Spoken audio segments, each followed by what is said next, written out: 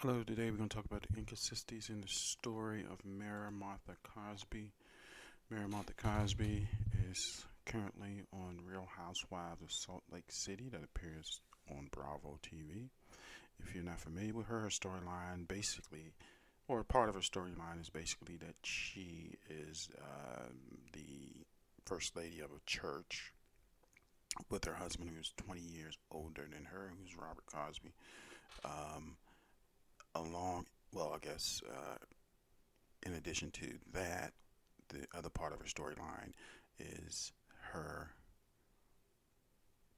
husband used to be married to her grandmother.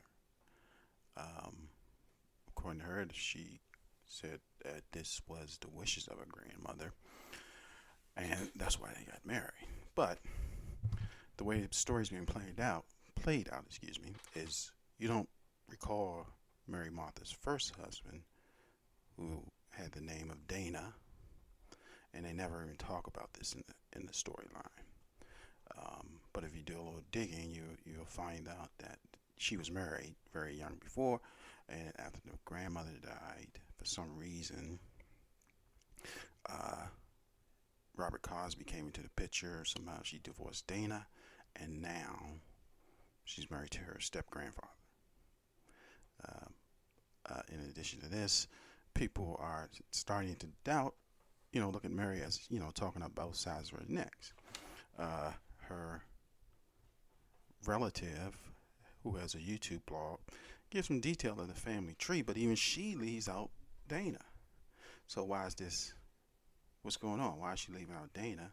And why is this relative is not talking about Mary's mother, who happens to be her grandmother? And when I say her grandmother, this YouTube blogger.